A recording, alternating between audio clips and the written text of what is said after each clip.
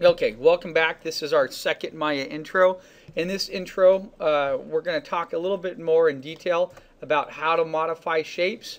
We're going to talk about how to group items together. We're going to talk about how to center a pivot and move that around as well. That can help us in our beginning modeling phases. So let's start here with a base object. I'm going to come up here and create a brand new sphere that we have. And something that we already talked about is we talked about the basics on how to move back and forth between an independent selection and between a vertice mode. And we do that just by coming up here and hitting this tab up on the top here. The one here in the middle is the select by object. The one on the outside is the grouping. And the one into the right here is the vertice selection. I also have an option to select by faces. And that means I can delete by faces as well. So vertices, it's a little bit different. I can't really select a vertice and delete it. It doesn't work that way. It's a little bit more complicated. The way Maya works is I have to delete edges first, and then I can delete vertices. But we'll talk about that later. But I want to show you real quick. Let's say I wanted to delete half of this sphere. How I can do that. If I right-click on the object, it brings up a selection menu that allows me to go to faces, vertices, or edges. So if I come down here and go to faces, you will see what has happened is now the vertices have disappeared, but I'm still in my blue independent selection mode. So now if I come over here and touch, you can see I can select faces on my object. So what I can do is go back to see-through mode, and I could take my left mouse button and drag over all the faces that I don't want, and then I could hit the delete button. Boop. And they're all gone. Okay, so that's really important for me because now that I've done that, I now don't have a sphere anymore. I have a different object, and I could go in here, I can go to scale, and I can manipulate this like so. I can make a seat cushion for one of my chairs if I wanted to. Okay, so as you guys are starting to model your chairs, which is, you know, your basic entry-level simple chairs, nothing too complex, you can come in here, and if there's another shape that you can craft out of another shape, you can delete the faces of that item, and then you can change it and manipulate it. Now let's say I still wanted to go in here and I wanted to stretch some vertices around. I right click on it again and I click to vertices, and Maya will take me to the vertices. So imagine here if I did this. I came in and I selected this whole row of top vertices right here. Okay, now I look down on it and I selected, go to see-through mode, I selected a couple in here that I don't want. Okay, so I'm going to show you how to deselect and add vertices in just a second here. But see, once I've selected these vertices here, now I can stretch those out and I can modify my shape again and create a different shape. So when it comes to selecting vertices or faces, let's talk about that really quick. Let's say I'm trying to get this row right here, and I go to drag my left mouse button and I select some vertices that I didn't mean to select. Well, there's two options I can do. If I hold Shift, similar to Photoshop, it will deselect any of the vertices that I've selected. The only thing I don't like about Shift is if I go in here and I try to deselect this one and I accidentally select the one next to it, Shift then highlights the one next to it, and that's really annoying. But if I press Control, Control means I will always deselect anything. Okay, so Control is a great button because I can quickly come in, select a bunch of vertices that I might want, and then I can hit Control and I can just draw a couple boxes over the areas that I don't want to select, and then it will deselect all of those vertices for me. So let me show that to you in a different view. Let's come back over here and create a sphere. Let's say I wanted to stretch, I can't talk today, excuse me. Let's say I wanted to stretch out my sphere and I wanted to pull it into a large, what would be like a pill shape. Okay, so what I need to do is I need to select my vertices from the upper half of the sphere and drag them upward. So what I'm going to do now, I can come over here and click the independent selection, or I can right click on the object and tell it to go to vertice mode. Okay, you'll notice when I right click on the option, what else was on the object, what else was there? There's object mode, which takes it back to the green. So now you realize you have sort of three options for going back and forth between object mode and vertice mode. One of them was coming up here, pressing object or vertice. The other one was hitting F8 on your keyboard and toggling back and forth. And then the next option is right-clicking on the object itself, and I could tell it to go to vertices, and it goes to vertices. Or I could right-click. Notice I'm touching the object. If I bring my cursor off, I lose that function. So I have my cursor over the object. I can right-click on it, and I can tell it to go back to object mode, and I touch it. It's on object mode. Or I right-click and go back to vertice, and I'm in vertice mode. Okay, that's a great little function. So now you have 3 different ways how you can go in and select and go back and forth between object and vertices. Now, let's say in these vertices I wanted to stretch up half of it. I'm going to press 4, go through my see-through mode. I'm going to stretch a box over those vertices. And now I'm going to come over here and grab them and stretch them up. And now if I go back to 5 and look at my shaded mode, you can see the shape I've just created. I've created what looks like a large tank, or could be a pill. Okay? So that's pretty cool, because I can grab vertices at any time, stretch them, scale them, rotate it, manipulate them, whatever you can possibly think of. Okay, but in order to do that, I have to, now let's say I wanted to delete all these faces here because I didn't want those for some reason. What I would do is I'd right-click on the object, go to face mode, select the faces that I don't want to select, and now real quick here, I selected those faces right. Now, you can see I did a little mistake here on purpose. As I selected them, I'm in sort of a downward view, and that's the importance of looking through, and I look at it and go, oh, I selected faces I don't want to delete. Well, that's where now we have to hold down, whether it's vertices or faces we've selected. If I come back and hold Shift and touch those faces, they will unselect. Or if I hold down Control and drag a box, they will unselect all of them. You see that? So now I've unselected all of them, and I can say, boop, delete, and now I've made a whole new shape right here. Okay? I can touch that shape, go back to object mode. Okay? Now, anytime, let's talk about what the pivot is.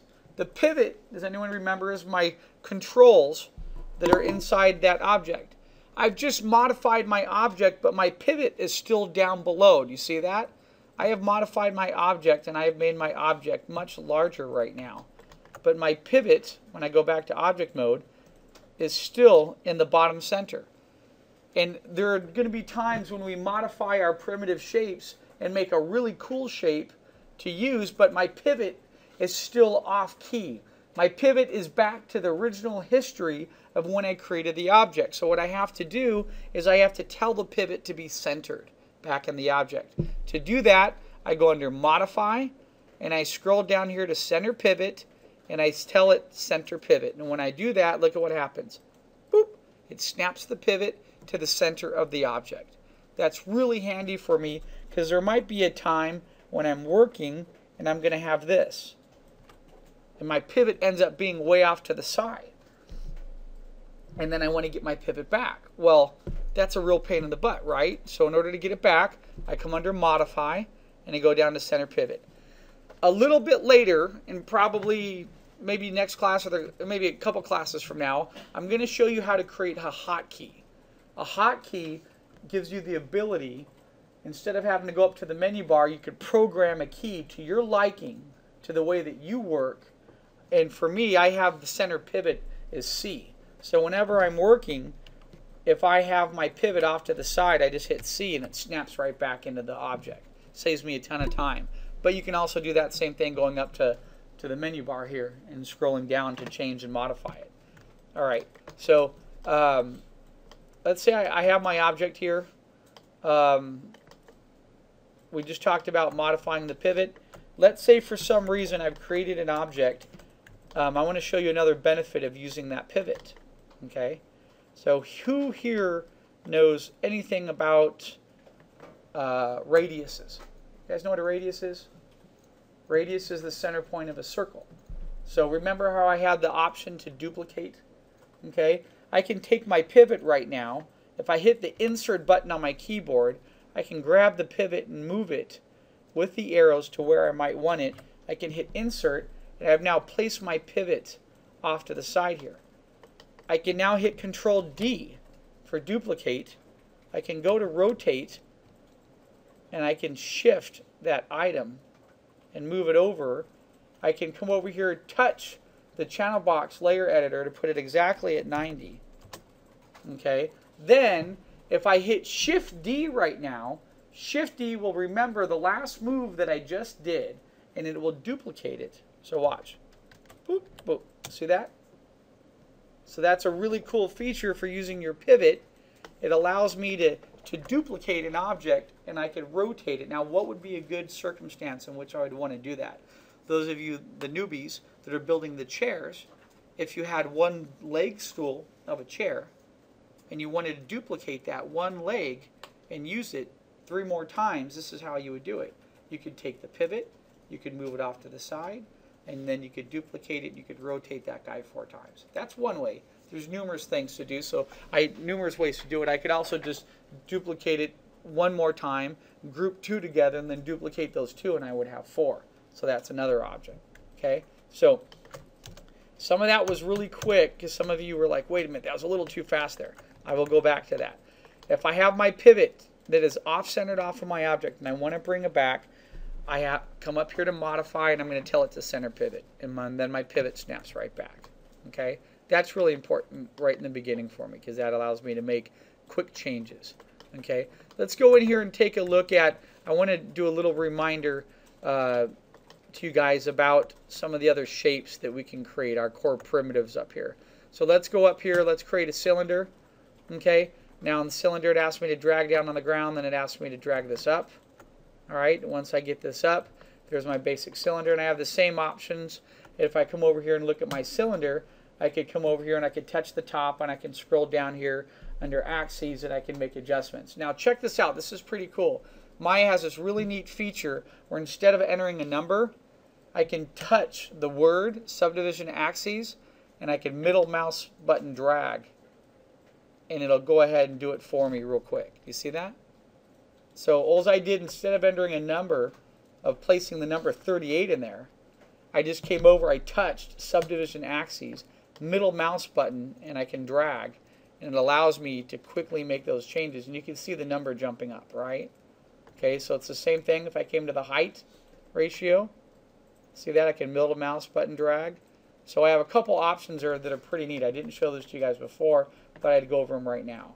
Subdivisions and height. I can add subdivisions into the center there as well. Okay, so that's a neat little feature that I have in there. That I can just touch the word, or if you don't want to touch the word, you can come over and just touch the number and enter a new number and say 30 faces. I have 30 faces. Let's say, because sometimes you want to be very specific. Let's say under subdivisions of height, I want 4 subdivisions. I hit enter. Now I've divided my object 4 times. Okay, so let me pause for a second. Let's talk about why we would want to add subdivisions to an object. Okay, so now I'm going to make the chair leg shape that I just drew up on the board, and I drew it first because I wanted to add up the amount of subdivisions, right? And so I counted up and I realized I needed 4 subdivisions for me to make that chair leg. Now it's just me moving the vertices around. So what I'm going to do is right click on my object, go back to vertices.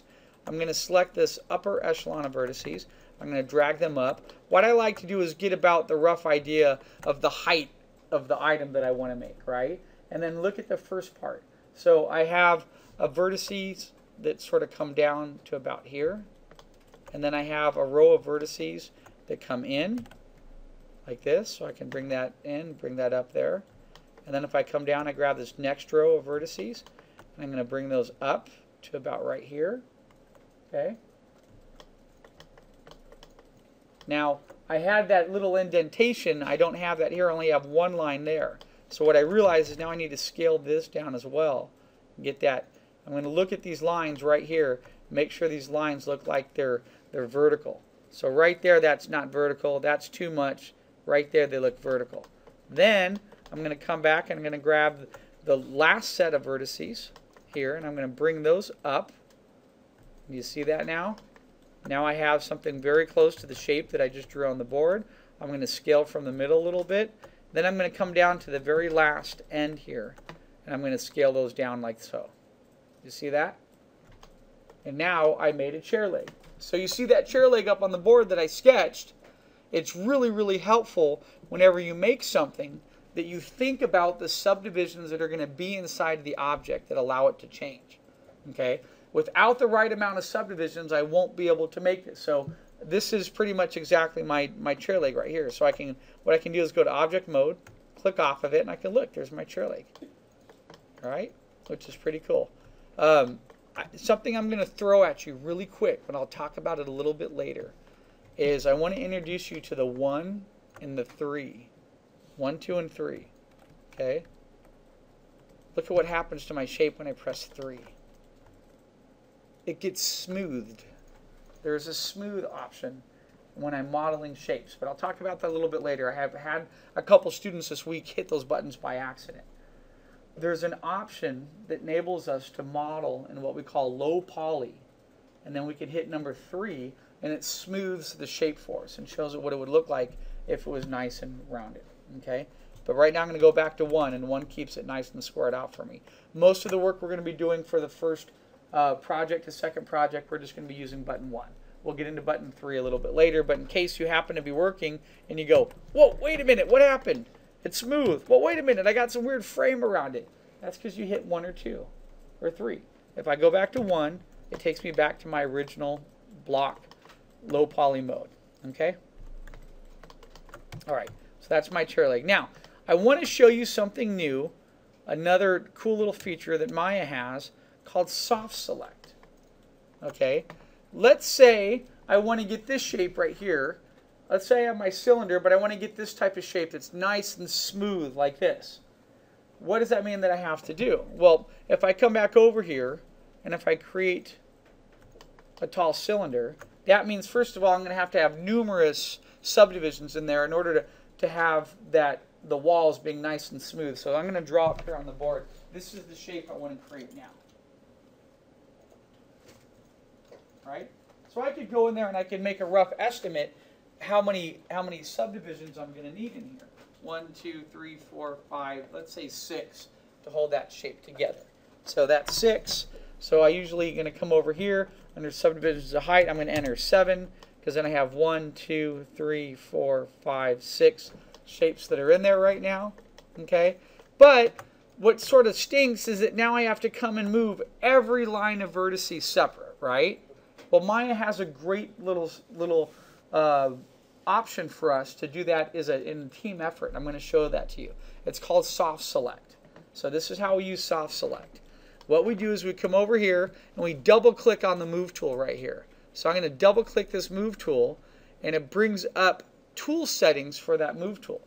If I scroll down here towards the bottom, you will see a little tab right here that says soft select.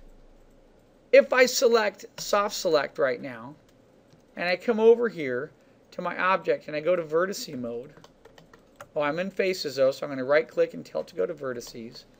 And if I select a row of vertices, look at what happened. It highlights up with this sort of weird color grid. And what this color grid is telling me is that yellow is where it's being affected, and then it's dying off when it gets towards the black color. That's where it's not getting affected anymore. So watch what happens when I hit scale right now. Do you see how it curved and put a bend in there? Okay. However, though, let's say I want to get the top of this to be affected by that as well. Well, now I have to come down here to soft select, and I have something called the fall off radius. And if I adjust this fall off radius, see what happened there? Now it's affecting my whole entire object. So now if I come back to scale and scale it down, see what it did? It's getting all the vertices to curve at the same time, which is a huge benefit for me. It's going to save me a lot of work time than having to go in there and manually do each row of vertices myself. Okay, so now if I come over here, I click off of that, I look at my object, see what I have? I've now created that object that I wanted to create right there just by modifying the vertices, that soft select. But let's say on here I started with the top, so if I would go back to vertices here, let's say I want to scale this guy down a little bit. I come over, I grab him, I can go to soft select again, and I can scale him down a teeny bit more. But let's say I want to go back to independent selection. I just come over here, and I double click the move tool again, which has a little cylinder shape in there, the little cone. double click that move tool, I come back down, and I come over here and I touch soft select and I just uncheck it, and now it's back to vertice mode. So if I have a vertice that I really wanted to modify, like this one on the end here, I can now grab that vertice up, I can modify it, and look at what I have. Okay? I've now changed the vertice. So this is really handy for me because I have the ability to go in and I can modify things very quickly using soft select. All right, and again, it's pretty simple. You just come up here, you click, you select the vertices you want to modify, you click select, and then you adjust the fall off radius. And then it gets really specific. Depending on the object that you're making, you might have a huge row of vertices on there. Tons of subdivisions. You have all these curve presets.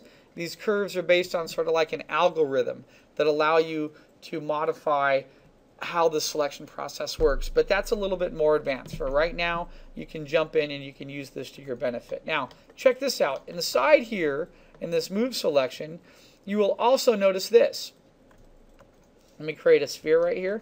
Let's say I'm working on my sphere and I'm touching vertices, and I'm wishing I could, when I touch this vertice here, it would be grabbing the vertice on the other side. Well, first thing, it's on soft select. Let me deselect that. So there we go. If you scroll down here on the move tool, look at this, reflection settings. So if I click reflection setting on right now, and if I come over here and touch this upper vertice right here, and if I scroll around and look, see what it did? It's grabbing the vertice on the opposite side. However, though, let's say I wanted to grab the vertice on this side. Well, that's the axes change. So if I take it off of X and put it onto Y right now, see what it did? Then it's grabbing the vertice down below right here. So let's say I want Z and not that. There we go.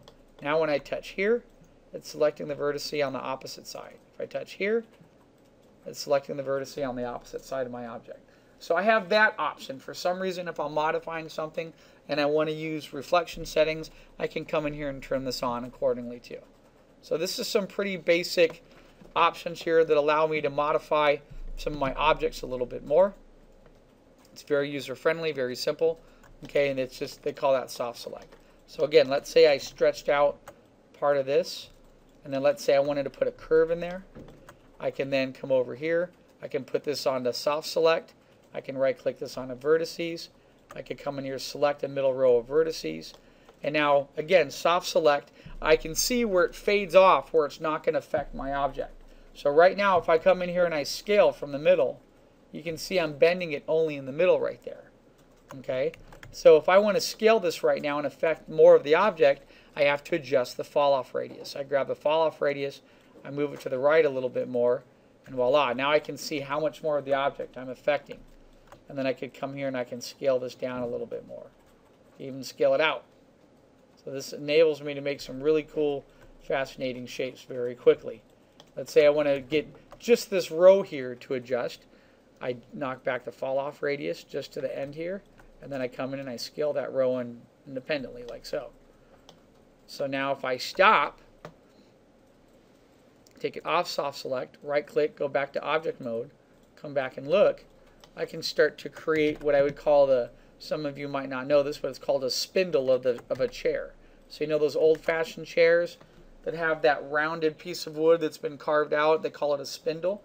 This could now be the spindle of the back of a chair that I have. Okay, so let's say I want to make the base of that chair, and I want there to be a slight bend in the base of the chair. So I'm going to come over here, I'm going to start with the shapes that I know, basic primitives. I'm going to create a cube. I'm going to raise my cube up right here. There we go. In order for me to bend this cube shape, the way my butt might sit on it or the way my back might lean into the top, I have to put a bend into it, right? In order to put a bend into it, I have to have subdivisions. So now I'm going to come back in here, touch Polycube. I'm going to come over here, subdivisions and width, and then middle mouse button drag, and realize, okay, I might want about 4 or 5 that way. And then let's say height. Well, I don't need them in height, but I need them going in depth then, like so. There I have some subdivisions, right? Now that I have those subdivisions done, what I want to do, if I want to create a bend in there, I'm going to go to vertices. I'm going to select the row of vertices that I want, come over here, put it into soft select. So if I don't have that open, I double click the move tool, press soft select, and you can see it's only affecting that little area. So if I raise the fall off radius, so that black is where it doesn't affect it. So if I get black to go slightly off like that right now, and if I go to bend that, do you see what just happened? I'm putting a bend into that shape. So let me adjust the fall off to get black completely off and get some more red in there. There we go, right about there. And now I go to grab this and I move it. Ah, look at that. I just bent the base of the chair down. See that? So now I could come over here, click off of it,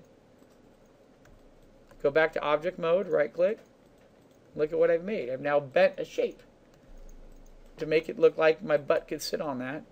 And now I can duplicate that shape. How do I duplicate? Control D. I'm going to put that shape up on the top here. That's going to be my backing for my back. I'm going to bring that down like this. I'm going to move that over. Let's say that's a little thicker and I didn't want it to be that thick. I could just go to scale. I could adjust the scale like that and scale it down and make it a little bit tinier. Okay. I can touch this chair. Now, chairs are never straight up, right? They tend to be at a little bit of an angle because of the way we sit. So now what I can do is hit rotate. And when I hit rotate, I can come in here and I need to look at the axes. I want to tilt it back, so I want to grab the blue here. If I grab the blue and start to rotate it, I can see in my channel box it's telling me what degree that rotation started at.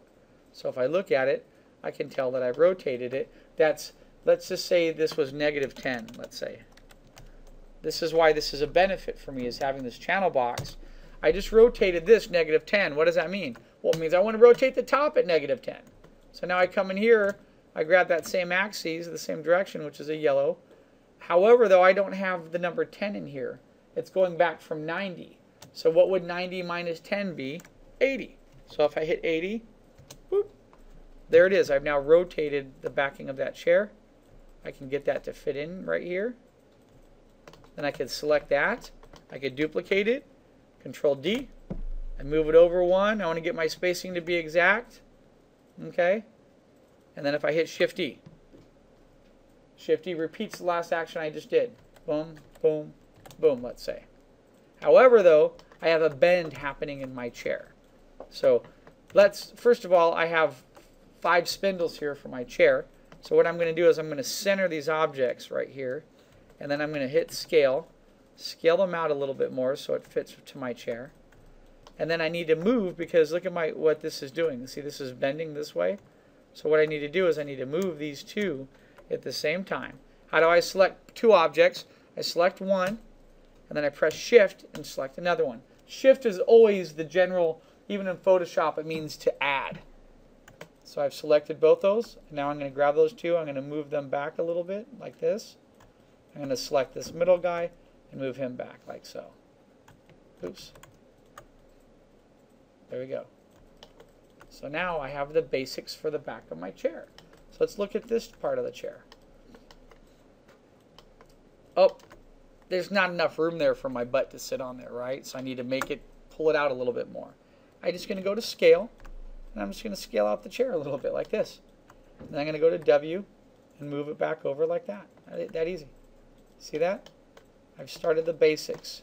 Now, my chair dips right here. Do you see that? Because of that dip, I need to go up and grab these spindles, pull them down a teeny bit, and then this one's not connecting, and pull him down a little bit like that. So they're intersecting. There you go. That is the basics of my chair right now. Now all I have to do is come down here and create the legs. Let's say I wanted to save myself some time. What could I do? I could take one of the spindles that I just created and I could move that down. So I can take that spindle right there. Or, actually, remember before I made that chair leg right here? So I'm going to center the pivot, modify, center pivot. I'm going to bring that chair leg over. I'm going to enlarge it. Scale it a little bit. I'm going to drop that chair leg down. Let's come over here. Bring it right to about here. Come over. Pull it to about right here. Now it's not intersecting there. One thing I might need to do is rotate it a little bit because chair legs are usually never straight. They tend to be out a little bit because of your body weight. So now if I take this and I rotate it a little bit outward like that, scale it a little bit more, and I can move it into position to about right here and then slide it in there like that. See that? Now, do I need to go remake that chair leg all over again? No. All I need to do is this. I'm going to duplicate it. Control D. I'm going to bring it right over to the back side here. Then I'm going to select both of these. I'm going to group them. I'm going to go to Edit, Group, Control G. And then, but what Control G does, whenever I group two items together, it takes the pivot and it throws the pivot into the center of the world, which is that grid that we had. So now to get the pivot to come back here, what do? I go back to Modify, Center Pivot. The pivot snaps back between both objects. And now I'm going to hit Control D. And I'm going to move these legs over here. And now there's two options I have to get those legs to turn. One is I can go to Rotate, grab the green arrow, hold Shift. Shift keeps it steady. I'm going to rotate this, and I'm rotating it 180 degrees. So I'm going to type in 180 and hit Enter. Now I've rotated it. That's one option. Or another option that I really like is the scale option. That if I take the scale and I inverse it to its negative, it'll match up. So if I go to scale this way, I can see where it's moving to. Then I come over here and just type in, I can see where that number went, and just type in -1, boop, and it's exact flip to the opposite side. And then I can move this right to the end, and there's my chair leg now on my chair. Now, the only other thing I might need to do is put a little spindle that goes across here that acts as a support for my chair. So, remember how I created this guy right here? Okay. I'm going to come in here. I remember I flared out the end right there. I don't want that flared out end. So what I'm going to do is come in here, right click, go to face, select these faces, look through my object, make sure they're all there. I'm going to delete them right there. Go back to shaded mode by pressing 5. I'm going to come in here, go to object mode, right click on it, object, touch it. There it goes. Center the pivot, modify, center pivot. Bring this down here. I'm going to bring it down to about the position that I want it. Here in the front. I'm going to rotate it. And when you can grab the red and start to rotate it, I like to hold shift sometimes just to make sure it starts to rotate. It's going to get close to 90. I can tell what axis I'm rotating it. Hit 90. Hit enter. Bring this over. Get it centered right here. Move it back a little bit. And then I'm just going to stretch it. I'm going to stretch it like that. See that? And now it connects to the inside of my chair right there. You see how I have that? All right. Now that I've done that, I'm not going to go back and remake it. I'm just going to duplicate it. Control D. I duplicate it and I move it to the back here. Oops. Get it in position. I'm going to, let's say I want to put it on the side here. I'm going to Control D. Move it over here. Go to E to rotate. Rotate it about in a position. Type in -90 here. So it's completely squared up. Get it right in here. Slide this in with the arrow to where it's intersecting. But now I need to scale it back. You see it's stretched too far. Go to scale. Scale it down so it's just touching. Move it, get it into place. There it is. Then I'm going to select that end, duplicate that, and bring that to this side. And voila, there's my chair. Okay. Now, what I need to do is, my chair is still in pieces. If I go to this hierarchy selection, you see what happens here? Everybody see that? It's still selecting it. So I want to be able to take my chair now and duplicate it or move it as one item. And there's a couple options I could have. Let's say I select the whole entire chair and I go to move it right now. Luckily, it's moving. There is a time in Maya when we go to grab something and if it's not grouped together, the pivots in the history of the objects are offset. So when you go to move it, the object separates. That's a history thing. What does history mean? It means every move I've been doing on every one of these objects, there's a dedicated history attached to it. It's remembered every step, every change, every vertex control, everything I've done. So right now, I'm just going to select the whole chair. I'm going to go under Edit. I'm going to go under Group. Right quick. Oh, sorry, I'm in File. Let's go down here to Group and Group. And what does it do with the pivot? It always snaps the pivot to the center of the world. So what do? I come back again, I go to Modify, Center Pivot, and boom, there it is. And the great thing about it being grouped now is if I wanted to duplicate it and rotate it, I can now rotate the whole object. And I can put it around a table if I wanted. See how I did that? Okay, so just a little backup here. I showed you how to go in and create a basic shape, think about the subdivision of the shape, how to go and use soft select to manipulate part of the shape, okay, and then how to make that shape, how to go back and forth between right selecting on the object, which is taking us from vertices or faces to object mode. Okay, showed you how to select faces and delete them. All right, and this isn't even the good stuff yet.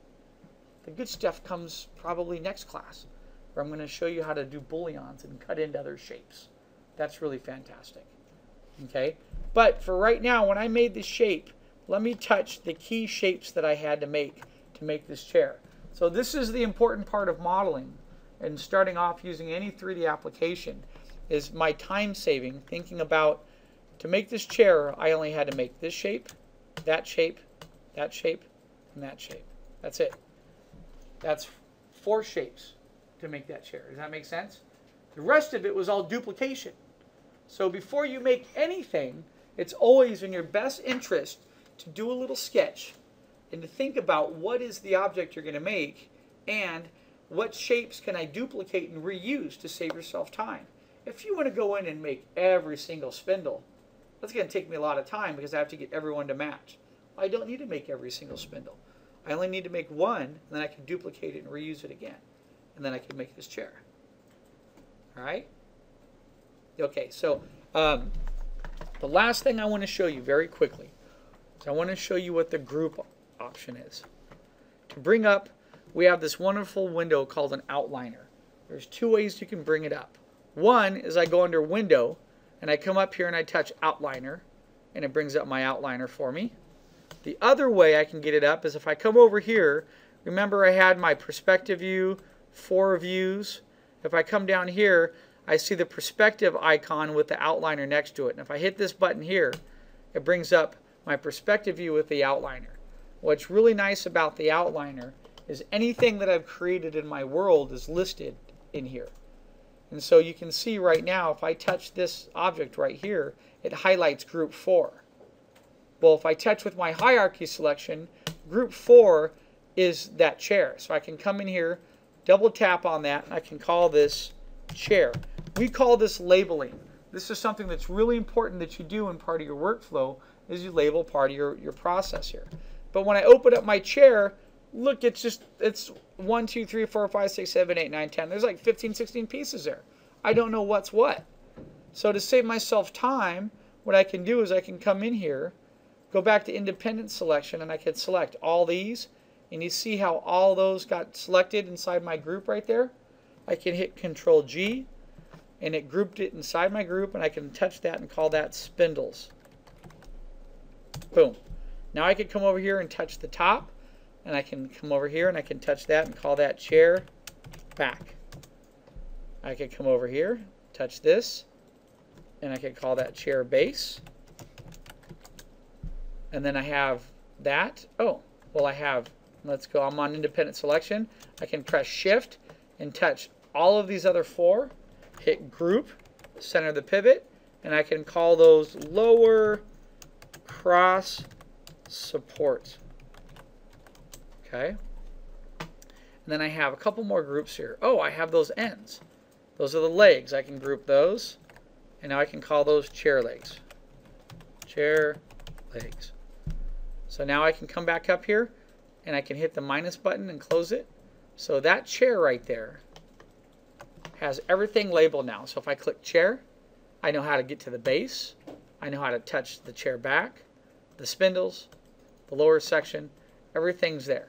So later on, if I want to go in and assign colors or add a wood texture, I could go in there and just touch my outliner and everything's there for me. Another benefit for my outliner is if I happen to do this and I'm like, oh man, where are my chairs? I'm lost in 3D world. I can't find it. I just come back here and I touch chair and I hit F. Bring my cursor back here and I hit F. F stands for frame all in view. Okay, so if I touch something on my outliner and I hit F, it brings me right to it and snaps me back. I can also be working like this and just touch a piece and hit F, and F will bring me right to it. It's a very convenient way to model, because a little bit later you'll be working on a larger scale model and you'll be able to come in here and touch something and then hit F, and you can zoom right to it and get details on it.